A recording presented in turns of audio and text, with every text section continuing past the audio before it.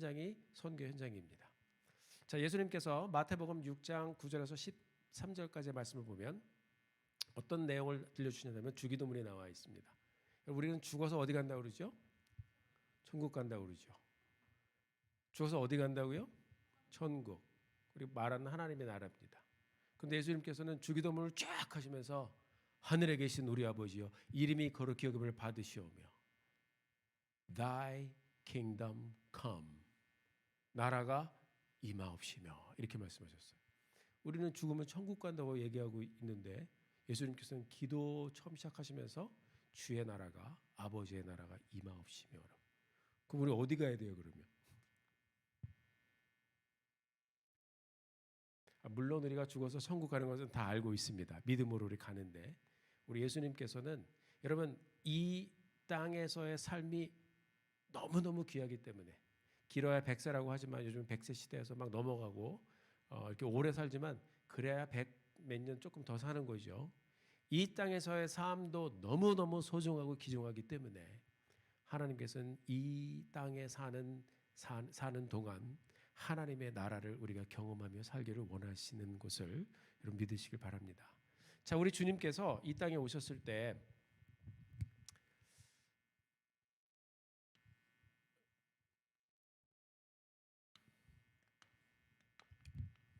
우리에게 깊은 하나님의 사랑을 가르쳐 주셨습니다.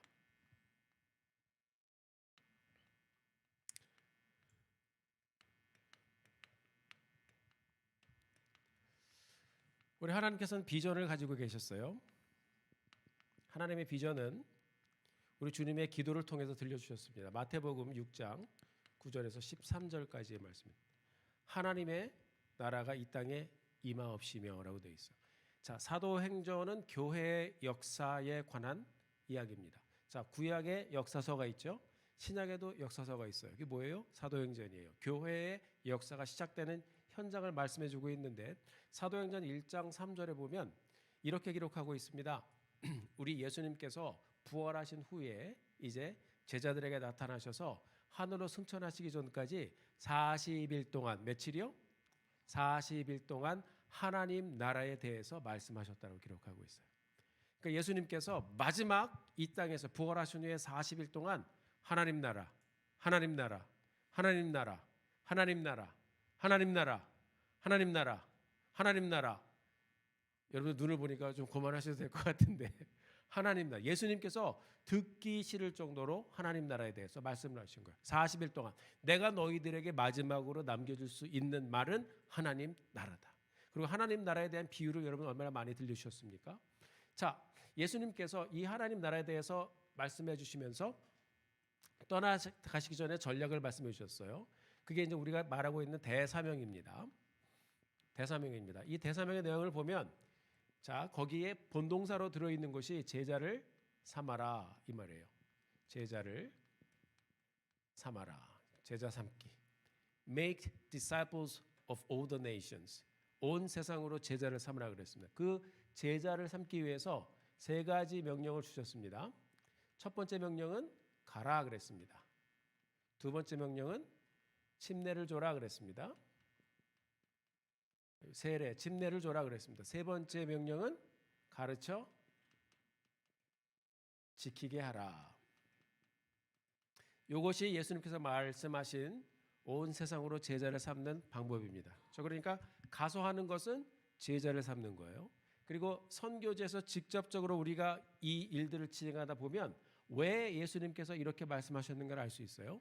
자, 지금 복음을 전하면 많은 사람들이 그 예수님에 대해서 들으면서 각자 생각하는 바가 다 달라요. 어떤 사람은 힌두교도들은 그러면은 다신이에요. 많이 있는데 그 중에서 또 하나를 애도하는 거예요. 그 귀신들을 숭배하는 사람 그 중에 또 하나 복 주신대, 구원해 주신대. 그래서 그냥 엉겹결에 받아들이는 사람도 있어요. 그러니까 성령께서 또 깊이 역사하셔서 회개하고 통회하면서 복음을 듣는 사람도 있어요. 여러 사람들이 있어요. 자, 그 중에 그 다음에 이렇게 믿겠다고 하는 사람들에게 예수님께서 말씀하신 대로 침례에 대해서 얘기해 주면 침례는 내가 이전에 살고 있었던 죄된 생활을 다 버리고 하나님 앞에 내가 죽는 겁니다. 그리고 다시 어떻게 해요? 베프티조. 쭉 들어갔다가 다시 부활하는 거예요. 예수님처럼 부활하는 것을 믿는 것입니다 하면 그 중에서 한 반은 없어져요. 내가 원하는 이 축복은 그게 아니더라고 갚버려요. 그 다음에 이 침례 교육을 받으면서 침례를 받는 순간 우리는 주님의 교회의 일원이 되고 그 다음에는 고통과 고난과 어려움을 감수해야 됩니다. 그러면은 또 없어져요. 그러니까 10명이 복음을 들으면 한 2명 정도 남고 나머지는 없어져요. 침례에 대해서 얘기할 때 사람들이 그게 내가 원하는 것이 아닙니다 하고 가버린 사람들이 있어요. 자, 그 다음에 가르쳐 지키게 하라고 그랬어요. 자, 그러면 저희 남침례 교단에서 통계를 낸 걸 보면 예수 믿겠다고 한 사람 중에 침례를 받은 사람은 80% 이상 교회에 남는다라는 그런 숫자적인 통계도 있습니다. 그러니까 이 침례, 내가 죽고 예수님과 같이 부활한다는 것을 믿고 고난과 어려움을 감수하고 내가 헌신하겠습니다 하는 데서 이제 거기서 한번 필터링이 되는 거예요. 그 다음에 가르쳐 지키게 하라. 자, 믿는 사람들 중에서도 보면 믿는 사람들의 모습이 참여하는 사람이 있고 인도하는 사람이 있고 서브하는 사람이 있고 그럼 있어요. 그 중에서 보면은 함께 더 순종하는 사람들이 있습니다. 순종해서 복음을 같이 전하고 복음을 전해서 영접시킨 사람을 훈련하고 하는 사람도 있어요. 그러니까 그런 사람들을 가르쳐 지키게 하라라는 그런 과정을 통해서 찾아내는 거예요. 자, 모든 사람이 이렇게 되기를 원하시는데 이런 3가지 단계를 통해서 예수님께서는 하나님의 사람을 찾아내는 방법을 알려주셨습니다. 자, 예수님이 이 땅에 오셔서 많은 종류의 사람들을 만나서 그 일들을 하신 거예요. 자, 보시면 우리 예수님이 이 세상을 품고 오셔서 먼저 그 지역에 그쵸? 나사렛에서 자라나시고 갈릴리 지방에서 먼저 사역을 시작하시면서 어떤 사람을 만나셨습니까? 자, 직업적인 그 부분을 봅시다. 몇 가지만 한번 들어볼게요. 예수님의 제자 베드로는 누구였죠? 어부였습니다. 제가 이전에 거제도에 며칠 전에 어제 이제 왔는데 가보니까 거기 고깃뼈가 있더라고요. 어촌이 있어요, 조그맣게. 어부가 있어요. 자, 어부였고 그 다음에 어떤 사람 있죠? 마태는 뭐 하던 사람 있죠? 세리였습니다. 그 다음에 니고데모 같은 사람은 관원이었어요. 정치하는 사람이었습니다. 관원. 그 다음에 자, 백부장 고넬료를 아시죠? 그렇죠? 고시의 고. 근데 제주고시는 아닌 것 같아요. 코넬리어스. 이 사람은 뭐예요? 군인이었습니다. 자, 그러니까 어부, 세리, 관원, 군인. 제가 중국에서 트레이닝하면서 가정교회 이제 지도자들하고 얘기를 하는데, 자, 우리가 만날 수 있는 직업군을 한번 말해봅시다. 그랬더니 어떤 분이 손을 딱 들어 그랬더니 해시회 그래요. 그 뭐냐 그랬더니 흑사회. 그 뭐냐면 조폭. 그 사람이 옛날에 그런 데 있었던 사람이에요. 그러니까 이런 사람을 전도해야 된다고. 근데 이분이 그냥 웃으라고 얘기한 게 아니라 이 마음에 영적인 부담을 가지고 얘기한 거예요. 자, 그러니까 하나님께서 여러분들을 통해서 한 분 한 분을 통해서 누구를 만나요? 이런 여러 소셜 세그먼트죠. 직업군에 있는 사람들을 만나는 거예요. 학생들은 학생들에게 복음을 전하고 그 다음에 주위에 있는 사람들은 주위에 있는 사람들에게 복음을 전하는 거예요. 자, 지금 여러분들이 계속해서 이제 청년의 시대 그 다음에 쭉 20대, 30대, 40대를 가면서 하나님께서 어떻게 사용하실 것인가에 대한 비전과 기대를 가지고 내가 만나는 사람에 대해서 여러분 한번 고민해 보시기 바랍니다. 자, 선교의 출발은 뭐냐면 여러분들이 이제 그 땅에 딱 들어가면 하나님이 만나게 하신 분이 있어요.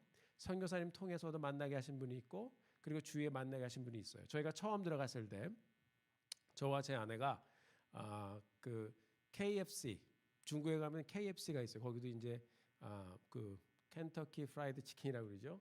중국말로는 건더지 그래요. 제가 그걸 보고 뭐 건더기 먹으러 갔나. 근데 중국 발음이 그래요. 건더지라고 그래요. 거기 들어갔는데 일하는 사람이 하나 있었어요. 그분의 이름이 아주 젊은 청년인데 릴리라는 사람이에요. 근데 어떻게 이제 저희가 왔는데 굉장히 편안하게 친절하게 와서 인사하고 모두 갖다 주고 그래요. 그렇게 만나다가 이제 저희 집 사람이 가서 만남을 갖고 복음을 전했어요. 영접을 했어요. 그리고 그 집에도 가고 그리고 아주 그분이 진지하게 예수님을 받아들였어요.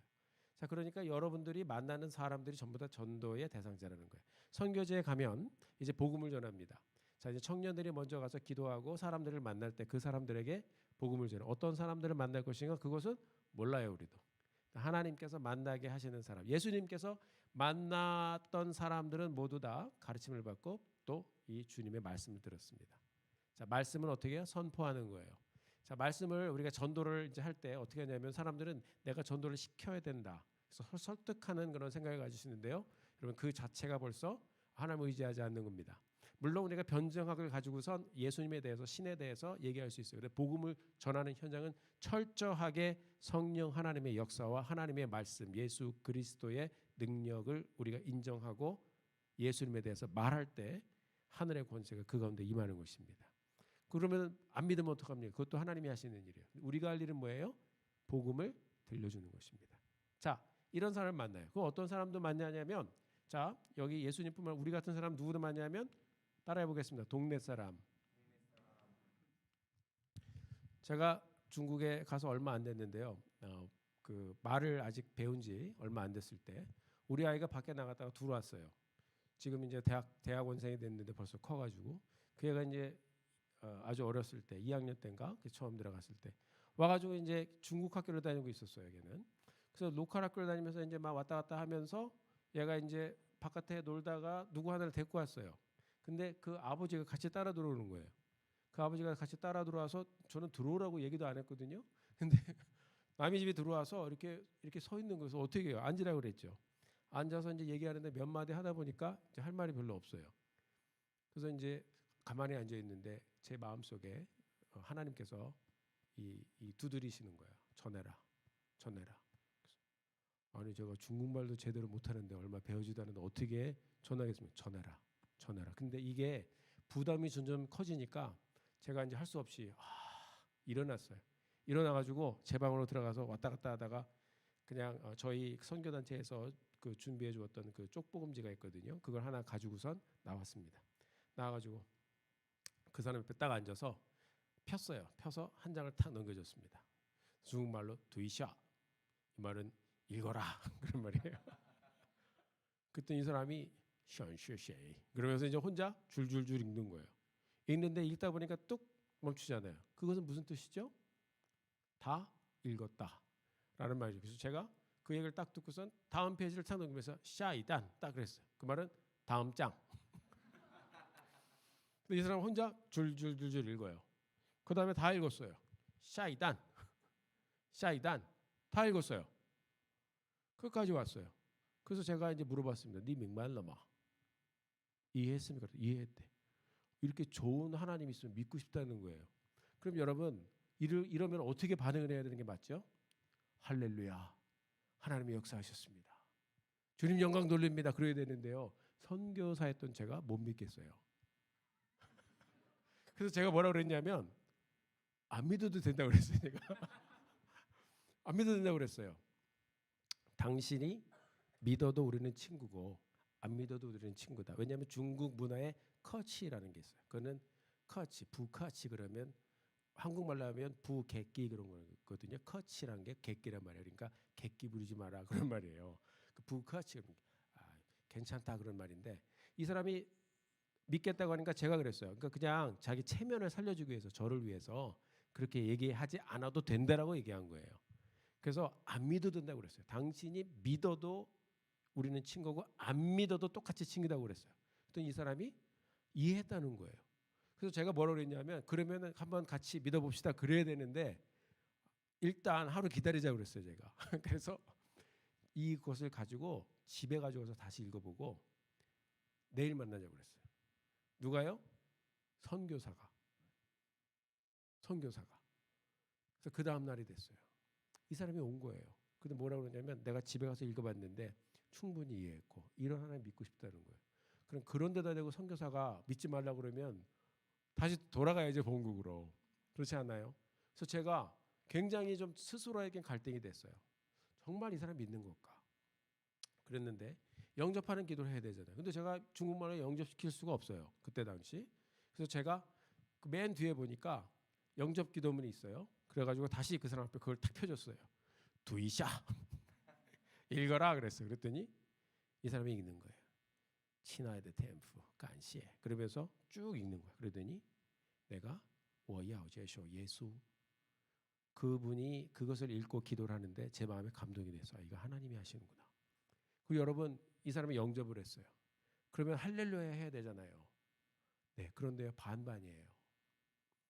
반반. 왜냐? 제가 하나님 앞에 기도했어요. 하나님, 그러면 뭐하러 저를 여기 데려다 오셨습니까? 애들 학교 잘 다니고 있었고 저희 집사람은 중학교 이제 수학 선생이었어요. 그럼 편안하게 잘 정착해서 잘 살고 있는데 하나님 여기다가 저희 식구들 뿌리째 뽑아가지고 여기 데리고 왔는데 이거 넘기라고 왔냐고. 그랬더니 성령께서 제 마음에 그런 마음을 주세요. 맞아. 너는 아무것도 아니란다. 너는 나의 도구고 네가 할 일은 다리 역할하는 거야. 다리 역할하는 거야. 그래서 제가 그 현장을 목격을 하고 이건 사람이 하는 것이 아니구나. 그래서 하나님께 맡기고 전도를 하기 시작했어요. 그 저희 집에 이만큼 그 전도지가 있었거든요. 그거 어떻게 하나 고민했었는데 이 일 이후로 제가 이제 배낭 메고 그때 초기니까 이제 막 지역에 기도하러 나오고 그럴 때 버스를 타고 내리면서 빈자리에 하나씩 툭툭툭 던지고 나왔어요. 많이 있었는데 그거 다 썼어요 금방. 왜요? 아니 자기들이 스스로 읽으면 혼자 읽고 혼자 복음이 어디 있는지 닿지 않아서 그렇지 혼자 듣고 혼자 읽고 혼자 영접을 했는데 다른 사람들은 못할 것 같나. 하나님께 맡기고 다 전도를 하면서 다녔어요. 여러분 예수님께서 말씀하셨어요. 너희는 온 천하에 다니면서 복음을 전파하라. 이거는 뭐예요? 선포하는 겁니다. 이거는 우리가 사람들 예수 믿으면 이렇게 되고 저렇게 되고 다른 설득이 아니라 선포하는 것입니다. 예수님께서도 말씀하셨어요. 선포하셨어요. 자, 동네 사람도 복음을 듣게 되는 거예요. 그 주위에.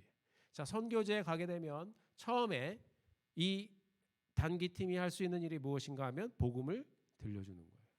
자, 그러면 언어가 안 되는데 어떻게 하겠습니까? 자, 그거에 대해서 이제 조금 설명해 보겠습니다. 그러면 이 어부와 세리와 관원과 군인과 동네 사람 같은 많은 사람들이 예수님을 믿고 나서 어떻게 되겠는가?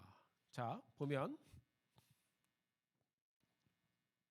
디모데후서 2장 2절 말씀 누구 한번 찾아서 한번 읽어보실까요? 디모데후서 2장 2절 말씀.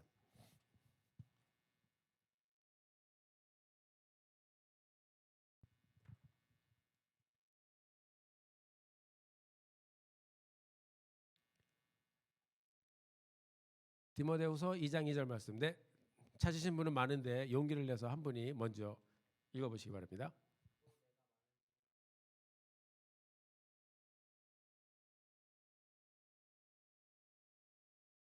아멘. 자, 이게 지금 누가 누구에게 하는 말이죠? 사도 바울이 바울이 누구에게요? 디모데에게. 자, 바울이 디모데에게 했는데 누굴 찾으라고 그랬어요?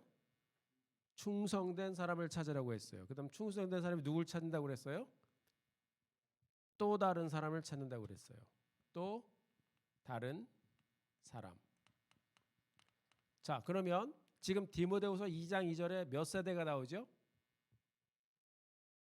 예, 제가 여기 다 써놨잖아요 지금. 1세대 사도 바울이 있고 2세대 디모데가 있고 3세대 충성된 자 4세대 또 다른 사람. 자, 그러니까 지금 현재 사도 바울이 앞으로 교회의 역사를 끌고 갈 사람들에 대해서 이야기를 할 때 무엇을 말했습니까? 성품에 대한 이야기를 했어요. 자, 실력도 중요합니다. 그렇지만 중요합니다. 그리고 여러분에게 하나님께서 하나님의 사람들에게 주신 재물도 중요하고요. 실력도 중요하고요. 인맥도 중요하고, 왜냐하면 그걸 전부 다 우리가 거룩하게 활용했을 때 거기서 엄청난 시너지와 그 역사가 일어납니다. 그런데 하나님께서는 이것을 건강하게 계속해서 이어져 가게 하는 것은 바로 성품이라고 말씀하고 있는 거예요. 성령의 9가지 열매를 보면 여러분 거기 스킬에 대한 단어들입니까? 아니면 그 열매들이 성품에 대한 단어들입니까? 성품에 대한 거예요. 사랑과 희락과 화평과 오래 참음과 자비와 양성과 충성과 온유와 절제. 성령 충만한 사람들의 열매는 성품으로 꽃이 피운다고 말씀하고 있어요. 지금 사도 바울이 충성된 사람, 아주 faithful한 사람, 성실한 사람, 정말 변함없는 사람, 생각도 마음도 변함없는 그런 사람을 찾으라고 했고, 그런 사람이 또 다른 그런 사람을 찾으라고 했어요. 그러니까 예수님께서 말씀하실 때 보세요. 대사명이 뭐예요? 가서 제자 삼아라 그랬습니다. 거기에 대해서 바울이 디모데를, 디모데가 충성된 사람을, 충성된 사람이 또 다른 사람을, 그러니까 결국 앳리스트 4세대까지 이제 가는 거예요. 자, 그러니까 이슬람권에서도 지금 교회 개척 운동이 많이 일어나고 있습니다. 공산권 가운데서 많이 일어나고 있습니다. 어떤 지역에서는 저희 이제 교단 선교사님이 미국 사람인데 이슬람권에서 전도를 많이 하세요. 이분이 대학 교수로 가셨다가 이분이 막 전도를 하시면서 1세대, 2세대, 3세대, 4세대, 5세대, 순교자, 6세대, 7세대 이렇게 나오면서 지금 12세대, 13세대까지 막 가고 있어요. 이슬람권에서도 지금 여러분 복음 전파의 역사들이 막 일어나고 있습니다. 근데 지금 우리가 지금 로컬 교회, 지역 교회에 있으니까 잘 보시지 못하는 경우가 있어요. 자, 선교지에 가시면 그런 현장들을 여러분들이 목도하고 보게 되실 것입니다. 자, 그 가운데서 같이 복음 전하고, 그리고 옆에서 서포트 하시는 우리 다른 청년분들이 열심히 기도해 주시고, 다음 기회에 한번 또 가보시고, 그러면 하나님께서 지속적으로 선택하여 집중하면서 가시는 여러분들의 이 귀중한 삶의 헌신을 통해서 이런 역사를 일으켜 주시는 것을 보게 될 것입니다. 그러니까 그런 마음을 가지고 가게 되길 바라요. 자, 그러면 예수님께서 이 땅에 오셨을 때 계획이 있으셨어요. 12제자를 남겨두시고 가셨거든요. 그 예수님의 엔트리 플랜이에요. 선교를 우리가 시작하시면서 그냥 가면 가나보다, 그리고 다른 데로 움직이면 움직이나보다, 그게 아니고 갈 때에 정확한 엔트리 플랜이 있어야 되는 거예요. 예수님께서도 사람들을 보시면서 하나하나 찾으시고 기도하시면서 제자를 뽑으셨던 것처럼 선교지에서도 마찬가지 똑같습니다. 가서 정확한 엔트리 플랜을 가지고 이 교회를 통해서, 이 청년부를 통해서 하나님이 얼마만큼 어떻게 일하기를 원하시는가 하는 것을 우리가 보기를 원하고, 그리고 잘 준비를 해서 들어가야 돼요. 복음 전하는 툴을 어떻게 할 것인가, 선교지에서 어떻게 복음을 전하고 있는가, 우리가 어떻게 준비해서 동역을 해야 되는가. 자, 그러면 제가 조금 전에 드렸던 질문이 나오죠. 그럼 어떻게 우리가 복음을 전할 수 있습니까? 저희도 처음에 중국에 가가지고 스크립을 다 외웠어요. 3박 4일 전도 훈련을 하면서 중국말로 이제 글자가 어려우면 핑잉으로 다 이렇게 영어 발음으로 써가지고 그냥 그거를 문장을 쭉 외웠어요. 그러니까 이제 처음에 딱 시작하면 달달달달 나오는 거예요.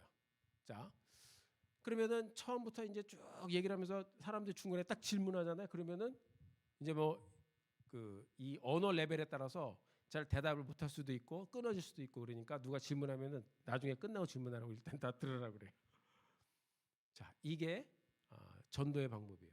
그랬는데 어떤 사파가 한 사람이 훈련을 받다가 혼자 끄적끄적하면서 그림을 그리는 거예요. 하나님의 은사를 쓰시는 거예요, 이렇게. 그러니까 창조에서 예수까지의 스토리를 이분이 끄적끄적하면서 그림으로 그려가지고 그것을 종이 한 장에다가 담아버렸어요, 순서대로. 자, 그러니까 천지 창조, 타락, 그 다음에 희생제사, 예수님 누구신가, 이런 거를 정확하게 아주 간단하게 그려가지고 한 장에다가 딱 담아버린 거예요. 자, 그러니까 이제 같이 전도를 하는데, 저도 이제 선교지에서 선교사였으니까 그때 당시에 이제 갈등을 하잖아요. 단기팀이 와서 좀 이렇게 좀 해주면 좋겠는데, 근데 잘 안 되는 거예요. 그 통역하는 사람이 또 모자라면 또 힘들고. 그런데 이분이 한 장의 종이에 사파를 딱 그리고 나서 그분의 프레젠테이션을 제가 딱 듣고, 발표하는 것을 듣고선 이거다 하면서 제가 딱 아이디어가 생겼어요. 어떤 아이디어냐? 영어는 요즘에 우리가 인터내셔널 랭귀지라고 그러죠. 그림은 유니버셜 랭귀지. 종족과 민족을 초월해가지고 언어가 없어서 알아들어요. 자, 그러니까 전도 준비를 하는데 요 그림 전도법을 딱 샘플로 삼아가지고 선교지에서 선교사님이 먼저 훈련을 받으시고, 그다음에 선교사님하고 함께 일하시는 현지 동역자들이 훈련을 받고, 같이 이분들이 이 툴을 가지고선 똑같은 패턴으로 전도를 하시는 거예요. 그러니까 이분들이 한 번, 두 번, 10번, 20번 나가면 마스터가 되는 거예요. 자, 그러면 지역교회에서는 어떻게 하느냐? 우리 이제 청년 여기 부에 계신 분들이 그걸 훈련 받으실 거예요. 자, 그러면은 그분들 똑같은 패턴으로 여러분들이 프랙티스를 하는 거예요. 그래서 그것을 연습도 해보고. 그러면 어떻게 하느냐? 저희 교회에서는 현장에서 딱 만났어요. 자, 이제 라오스 얘기를 제가 나중에 해드릴 텐데, 처음에 딱 만나서 어떻게 해요? 현지에 있는 현지 지도자들하고 팀이 돼서 나가요. 근데 서로 말이 통하느냐? 말이 잘 안 통해요. 거기 라오스 사람들이에요. 여기는 한국말하고 영어예요. 근데 말은 서로 잘 안 통하는데 그냥 어지간하면 웃음으로 넘겨버립니다. 근데 복음을 전하는 순간, 그림이 그려지는 순간 통역이 되는 거예요. 왜냐하면 이 사람들은 그 똑같은 패턴으로 자기 말로 복음을 전했던 사람이에요. 그러니까 어느 지역에서 전도를 하는데 동네 사람이 이제 이 청년이 자기 마을에 데려갔거든요. 근데 물어본 거예요. 내가 너를 아는데, 동네 사람이 얘기하는 거예요. 그 청년한테. 한국말도 네 못하는 거 알고 영어는 못하는 거 아는데 어떻게 네가 통역을 하냐. 그랬더니 그 청년이 뭐라고 대답했냐면 당신도 예수 믿으면 이렇게 됩니다. 그랬어요. 그 마을에 복음이 들려졌어요. 자, 그렇게 해서 한 팀, 두 팀 가서 복음을 전하기 시작했습니다. 예수님께서 말씀하신 거예요. 충성된 사람 누구냐? 전도하는 사람 찾는 거예요. 그다음 누굴 찾는 거예요? 침례를 또 베푸는 사람 찾는 거예요. 그다음에 가르쳐 지키는 사람 찾는 거예요. 주님 말씀에 순종하는 사람이 충성된 사람입니다. 자, 그러면 보겠습니다. 예수님께서 처음에 오셔서 너희는 온천에 다니면서 복음을 전파하라고 그랬습니다. 자, 이 세상에 우리는 사람들을 볼 때 이런 사람 저런 사람, 가진 사람 배운 사람, 그다음에 뭐 지역 경상도 출신 어디 출신 이렇게 다 얘기하는데 예수님, 우리 하나님의 눈에는 두 종류의 사람이 있어요. 하나는 누구냐면 믿는 자, 그다음에 또 하나는 불신자입니다. 자, 믿는 자, 불신자. 불신자는 어떻게 해야 돼요? 전도해야 돼요. 그래서 선교 현장에서 가장 먼저 이루어야 될 일이 뭐냐면 전도하는 일이에요. 자, 믿는 자는 어떻게 해야 돼요? 훈련을 해야 돼요. 자, 그럼 제일 먼저 무슨 훈련을 할까요? 내가 듣고 믿은 복음을 전할 수 있는 훈련을 하면 가장 이 사람들이 정확하게 이 복음을 이해합니다. 그러니까 창조에서 예수까지의 이 복음을 들었던 이 메테리얼을 그대로 이 사람에게 가르치는 거예요. 누구에게요? 다 같이 전도할 수 있도록. 그러면 이 사람이 전도되어진 사람들 중에 어떤 사람을 찾을 수가 있어요? 자, 같이 한번 따라해 볼까요? 가, 친, 아. 자, 다시 한번 가, 친, 아. 이거 뭘까요? 가. 다 아시네. 가족. 그 다음에 친구, 친지, 아는, 아빠, 아는 사람. 가족, 친구, 아는 사람. 자, 가족, 친구, 아는 사람. 같이 나에게 복음을 전하는. 그러니까 자, 라오스의 마을에 들어가서 이제 복음을 들려줬어요. 들려주면 어떤 사람이 믿었어요. 그러면은 질문을 해요. 무슨 질문을 하냐면 혹시 주위에 친척이나 인척이나 친구나 서들의 팔촌이나 살고 있습니까? 그러면 있다 그래요. 그럼 그 사람은 어디 삽니까? 그럼 옆집에 살아요. 그러면 그리로 가는 거예요. 자, 가치나. 자, 이렇게 해서 사람들을 계속 만나가면서 복음을 어떻게 해요? 선포하는 거예요. 자, 복음을 어떻게 한다고요? 설득이 아니라 선포다. 선포하는데 어떻게 선포해요? 가서 선포합니다. 자, 그러니까 전도해서 훈련하는데 어떻게 해요? 전도 훈련을 하는 거예요. 전도 훈련을 합니다. 전도 훈련을 해서 어떤 재생산이요? 전도자의 재생산. 같이 해볼까요? 시작. 전도자의 재생산을 하면서 혼자 전도하는 것이 아니라 두 사람, 세 사람 같이 전도하는 거예요. 자, 그러니까 이제 청년부에서 가게 되면 이분들이 다 같이 훈련받아서 가니까 일단 여러 사람이 같이 복음을 전하니까 시너지도 있고 또 많은 사람들을 만나게 됩니다. 그러면서 믿는 사람이 생기면 그 사람이 하나님 이 사람을 통해서 다른 사람에게 복음을 듣게 해주세요라는 기도를 우리가 시작할 수 있습니다.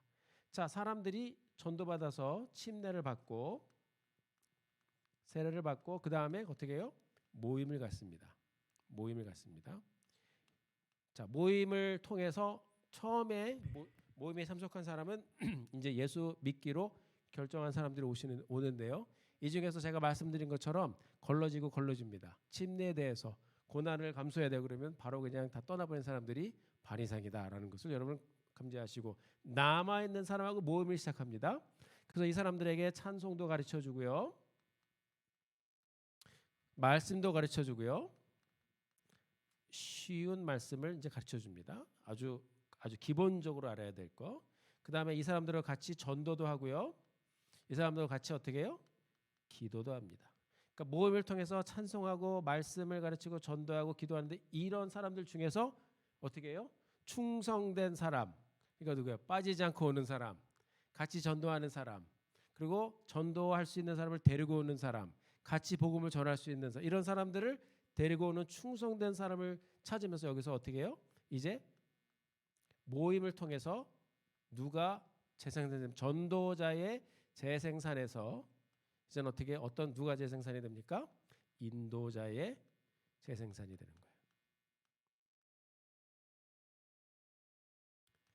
불신자에서 처음에 선교의 역사가 시작됩니다. 그 다음에 전도자의 재생산, 인도자의 재생산. 자, 그 다음에 이 사람들이 인도하던 사람들이 나중에 내가 여기서 이렇게 훈련을 받고 가다 보니까 교회가 없는 데가 또 있습니다. 그러면 그 사람들은 어떻게 해요? 현지인들이 개척할 수 있도록 보냅니다. 자, 보내게 되면 그 사람들이 다른 지역에 가서 아니면 자기 고향에 가서 교회를 개척해요. 자, 저희하고 같이 동역하시던 선교사님 한 분이 이제 이분이 마음에 감동을 가지고서 열심히 사역을 하셨어요. 그래서 복음을 많이 들려주신 분이 있어요. 자, 이분이요 라오스에서 어떤 일을 하시냐면 축구 코치예요. 근데 하나님이 은혜를 주셔서 이분이 인도하는 그 학교 팀이 있거든요. 근데 이 팀이 라오스 전체 학생 축구대회에서 1등을 했어요. 그러니까 이제 이분이 하나님이 존귀하게 세우시는 거예요. 그러니까 영향력이 생기고, 그리고 영향력이 생길 뿐만 아니라 그분이 이제 자꾸 초청이 되니까 이분은 가서 복음을 전해요. 복음을 들려주고 나는 예수 믿는 사람입니다 얘기하고 이분이 그렇게 얘기해요. 그리고 이제 보면은 좀 이렇게 조금 슬렁슬렁 넘어가는 그런 문화나 이런 것들이 있으면 이분은 안 된다고 얘기를 해요. 굉장히 축구 선수라는지 고지식하거든요. 안 되면 안 된다고 이렇게 얘기를 했다. 그러니까 이분에 맞춰서 그 주위가 이제 움직여집니다. 그리고 이분한테 훈련받는 아이들은요, 조금 이렇게 빡세게 축구 코치하는 것처럼 가르치니까 조금 이렇게 힘들고 그런 애들이 이제 얼른 가버려요. 그런데 남아 있는 애들은 진짜인 거예요. 그러니까 이 아이들이, 학생들이, 청년들이 이제 같이 뭘 하냐면 훈련을 하고 전도를 하기 시작하니까 그 팀을 통해서 많은 사람들이 복음을 들었어요. 그 중에 한 청년이 졸업할 때가 되었는데 이분한테 얘기하는 거예요. 선생님, 제가 지금 여기 수도에 와서 선생님을 만나서 공부하고 이렇게 예수 믿게 돼서 너무 감사합니다. 근데 제가 직장을 가져야 되는데 제 고향에 교회가 없습니다. 저를 파송해 주시면 제가 제 고향에 가서 복음을 전하고 교회를 개척하겠습니다. 그래서 이 청년이 헌신을 해서 이분이 파송을 했어요. 그래서 그곳에 교회가 생기고 복음이 전해지고 교회가 생기고 지금 주님의 말씀이 선포되고 있습니다. 자, 이제 인도자의 재생산에서 이제 누가 재생산? 리더의 재생산이 일어나는 겁니다. 그 어떤 거예요? 인도하는 데서 마치지 않고 이 사람은 어떻게 해요? 개척자가 되는 거예요. 개척자. 자, 보면 이렇게 해서 이 안에서 자꾸 이런 사람들이 리더가 생기는 겁니다. 그러면 그 안에서 리더들이 늘어나게 됐죠. 이 사람들이 바깥으로 나가면 어떻게 해요? 네, 이 개척자가 되는 겁니다. 그리고 이 지역에서 개척을 하고 있는 이 사람들이 국내 선교사가 되는 거예요. 자, 그러니까 우리가 보통 선교 사역을 여러분들이 바라보면서 처음 시작이 어떻게 해요? 예수님께서 이 땅에 오시는 것처럼 이게 엔트리잖아요. 들어오시면서 예수님께서 말씀이신 주님께서 말씀이 되시고 말씀을 선포하셨어요. 그리고 제자들을 삼으시고 그들을 가르치셨어요. 자, 그다음에 예수님은 떠나셨어요. 떠나신 후에 계속해서 교회의 역사가 어떻게 해요? 복음을 통해서 진행이 됐습니다. 그게 지금까지 오고 있어요. 자, 그다음에 우리가 선교지에 갈 때도 마찬가지예요. 엔트리 플랜이 무엇인가? 어디로 갈 것인가? 거기서 무엇을 할 것인가? 복음을 전해야 되는 거예요. 복음을 전하고 그다음에 세례, 침례를 주고 그다음에 이 사람들을 어떻게 잘 모이게 할 것인가? 그런 큰 생각을 가지고선 저희들이 전도를 하기 시작하면 그 다음에 계속 진행되는 이 픽처를 보면서 하나님께서 이렇게 우리의 동역을 통해서 교회를 개척하시고 역사를 하시는가 하는 것을 볼 수가 있습니다. 자, 그 다음에 만약에 여기서 리더가 생긴다 그러면 이 사람이 만약에 시골로 갔잖아요. 그러면 이 지역으로 사람들도 보내는 거예요. 전도자도 보내고 개척자도 보내고 같이 일할 수 있게 돕는 것입니다. 자, 예수님께서 말씀하신 주님의 나라가 임하는데 자, 이런 사람이 한 사람 나오기 시작하면은 어떻게 되겠습니까, 여러분? 예배가 없던 땅에 예배가 시작되는 거예요. 여러분 생각을 해보세요. 라오스에서도 예배가 없던 땅에 예배가 시작된 곳이 있어요. 찬송이 없던 곳에 찬송이 생기고, 기도가 없던 곳에 기도가 생기고, 말씀 있는 사람이 없던 곳에 말씀을 읽는 사람이 생겼어요.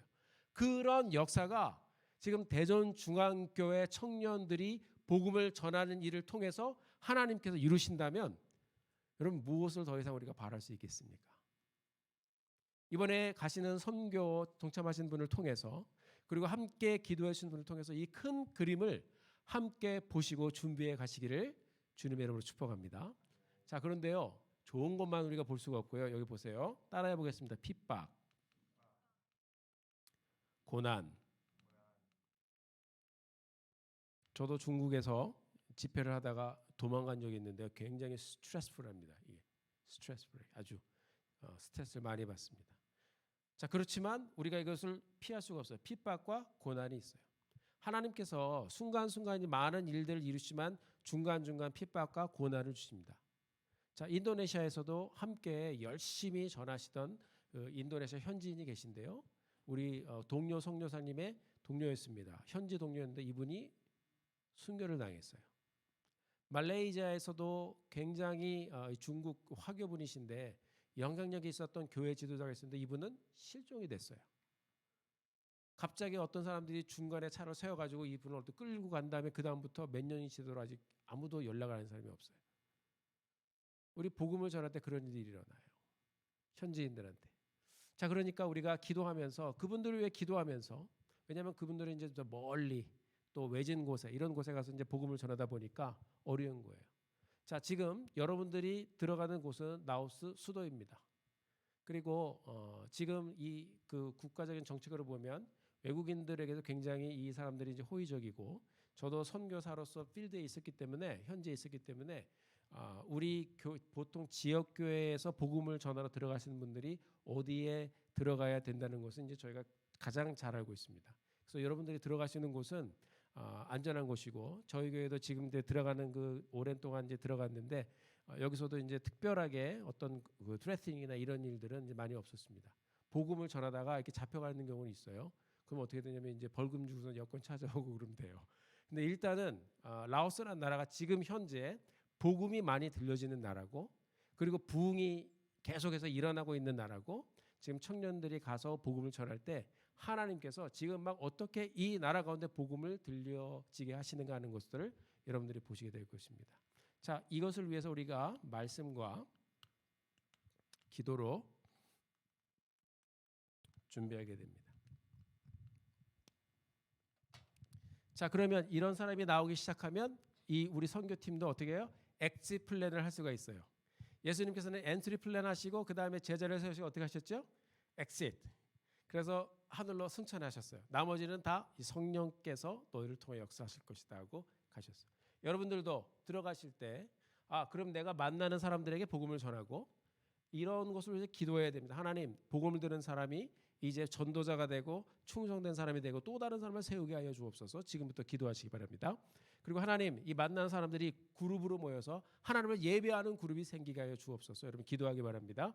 그리고 하나님, 이 사람들 중에 정말 하나님에 헌신한 사람이 나와서 개척자가 일어나게 하여 주옵소서. 여러분 기도하시기 바랍니다.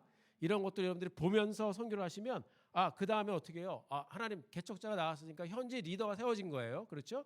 리더의 재생산이 일어나면 이제 하나님 어디로 우리를 보내시겠습니까? 그러면 어떻게 해요?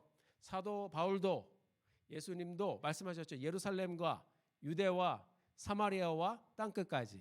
그럼 여러분들이 그 다음 행선지는 제가 또 소개를 해드리겠습니다. 더 복음이 들려져야 될 곳, 그것이 불교권, 공산권, 힌두권이 될 수도 있고 이슬람권도 될 수 있다는 것입니다. 목사님, 지금 우리가 이슬람권을 어떻게 복음을 전할 수 있습니까? 됩니다. 자, 우리가 어떻게 이제 이 일들을 이루어갈지 잠깐 이제 PPT를 보시면서 정리를 해보도록 하겠습니다.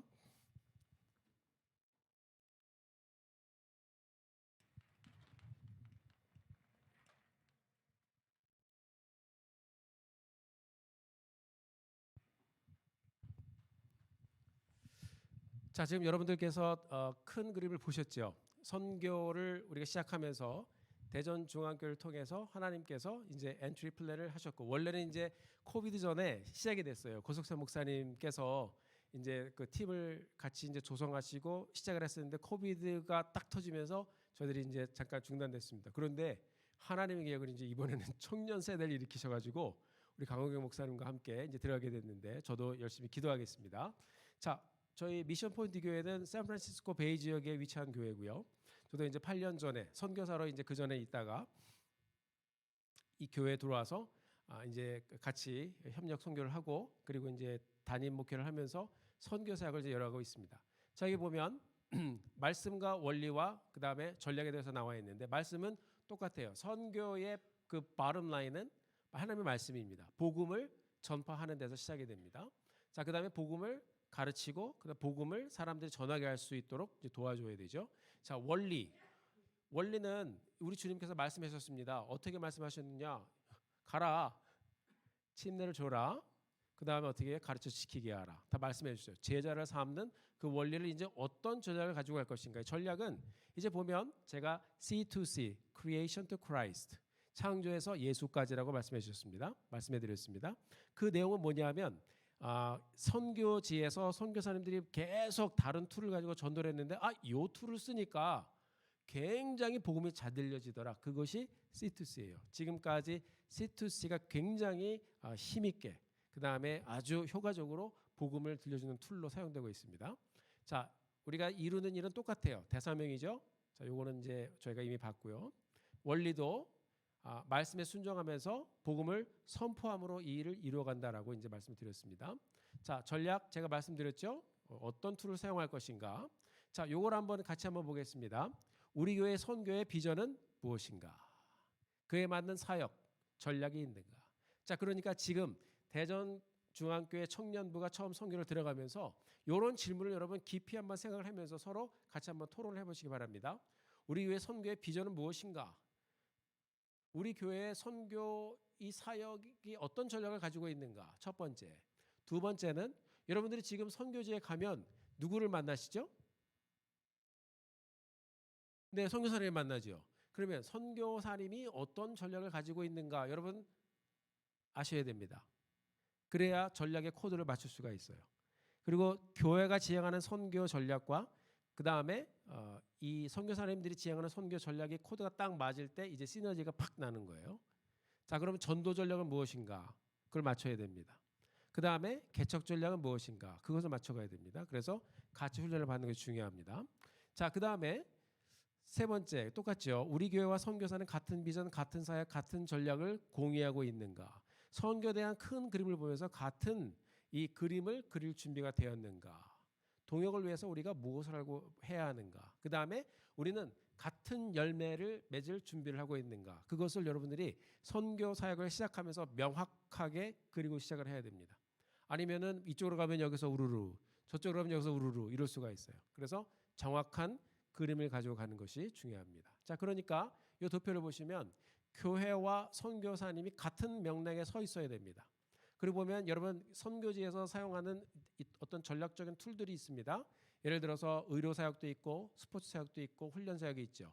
그 중에 계속해서 돌아가야 되는 게 거기 톱니바퀴 보시면 전도, 침례, 재생산, 제자훈련이라고 했습니다. 이것이 같이 쭉 돌아가서 함께 열매를 맺어야 되는 거예요. 그러면은 계속적으로 이게 돌아가면 복음을 들려주는 사람이 갈 때마다 계속 늘어나는 것이고, 그 다음에 교회들도 늘어나고 침례하는 사람도 늘어나게 되는 것입니다. 자, 요 그림을 여러분 이해하시고 그 다음에 결과적으로 어떤 일이 일어났는가, 요거는 제가 생략하겠습니다. 자, 제가 전도의 툴을 알려드렸죠. 저희 교회에서도 처음 이제 이 라오스 선교를 들어갈 때, 여러분처럼 처음 들어갈 때 요거를 준비했습니다. 요게 C2C, 창조에서 예수까지의 그림입니다. 그래서 요거를 연습하고 왔어요. 그래서 전략의 코드를 맞췄어요. 선교사님들하고.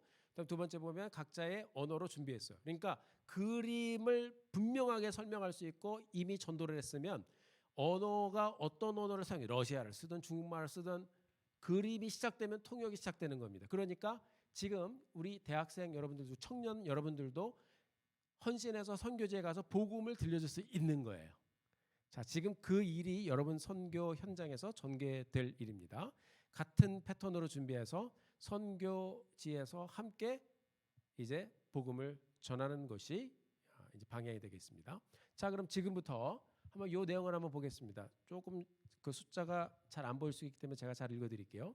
저희 미션 포인트 교회에서 처음에 비전을 나누고서 여러분 지금 23명, 그렇죠? 강 목사님 23명이 이제 헌신하셨고 이제 같이 기도하는데요. 저희 교회에서는 처음에 라오스를 제가 선교사 출신의 목사가 캐스팅을 하고 훈련을 하고 자 이제 사인업 하세요 그랬는데 한 사람도 사인업을 안 했어요.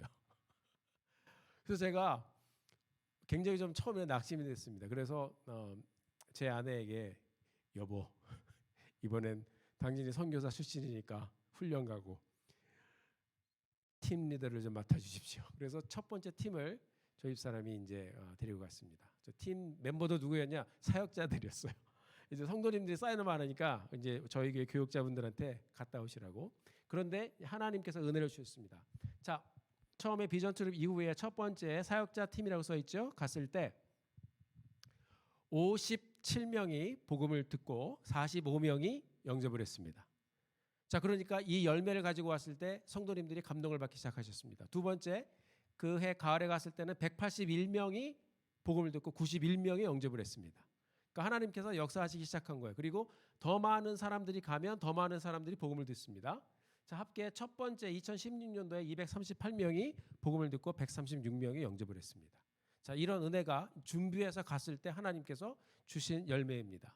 자, 2017년도에 1차 때 봄에 133명이 듣고 74명이 영접을 했습니다. 두 번째 갔을 때는 79명이 복음을 듣고 44명이 영접을 했습니다. 저기 보면은 유스팀이라고 그랬죠. 중고등부 학생들을 교사 담당 사역자님과 보내서 이렇게 전도하게 했습니다. 3차 가을에는 226명이 듣고 123명이 영접했습니다. 2017년도를 보면 438명이 복음을 듣고 그다음에 241명이 영접하는 은혜를 하나님 주셨습니다. 이게 한 로컬 교회가 헌신해서 복음을 전하기 시작했을 때 선교사님과 같은 코드를 가지고 전하기 시작했을 때 주신 은혜입니다. 자, 그 다음 보시면 2018년도에 1차 182명이 복음을 들었고 133명이 영접했고 오른쪽에 보시면 동역 선교사들을 통해 시작된 새로운 그룹이라고 되어 있습니다. 자, 이제 예배 모임으로 시작된 데가 7군데가 생긴 거예요. 자, 그 다음에 2018년도에 보니까 214명이 듣고 196명. 여러분 214명이 들었는데 196명이 영접을 했어요. 이게 무슨 일일까요? 우리 유스 아이들이 가서 잉글리시 캠프를 했어요. 영어 캠프를 하고 영어 캠프의 내용이 뭐냐? C2C예요. 그러니까 어린아이들이 하나님에 대해서 이렇게 쭉쭉 듣고 나서 마지막 날 이 하나님을 영접하기를 원하는 아이들 손들으라니까 214명 중에 196명이 손드는 거예요. 하나님께서 복음을 전하는 통로로 이렇게 이 학생들도 사용하셨습니다. 2018년도 3차 때는 122명이 듣고 72명이 영접하고 13개 그룹이 생겼습니다. 자, 2018년도 그러니까 2016, 2017, 2018 3년 동안 3년 동안 23개의 그룹이 이제 생기기 시작한 겁니다. 그 다음에 2018년도에는 518명이 들었고 401명이 영접하는 은혜를 주셨습니다. 자, 그 다음에 2019년도가 됐습니다. 이게 코비드가 이해 겨울에 터졌어요. 자, 여기 보시면 1차 때 541명이 듣고 304명이 영접했습니다. 지금 복음 들은 사람이 확 늘어났죠. 여기 보시면 동역하는 교회, 어떤 교회 같이 갔냐면 대전중앙장로교회가 같이 움직이기 시작했습니다. 이제 하나님께서 동역할 수 있는 교회를 주신 거예요. 여기 이제 권사님 한 분도 다녀오신 분이 여기 계신데 부산 운하장로교회 이제 다니면서 캐스팅이 돼가지고 같이 조인하신 거예요. 그다음에 2차 여름에 학생들이 가서 352명에게 복음을 들려주고 256명 영접하고 2019년 3차 가을에는 545명 이상이 듣고 268명 이상 또 영접했습니다. 자, 대전중앙장로교회에서 역시 또 함께 움직여 주셔가지고 더 많은 사람이 움직였고요. 다른 교회들이 같이 갔습니다. 그 다음에 무슬림도 영접하는 그런 은혜가 있었습니다. 자, 이제 2023년도 올해죠. 봄에 이제 라오스에 가서 122명이 듣고 67명이 영접했습니다. 자, 이제 2022년 요거는 라오스에서 그 보고를 전해왔습니다. 팬데믹 기간 동안에 8,111명이 들었고 영접한 사람이 6,840명, 침례받은 사람이 85명 이상 이렇게 됐습니다.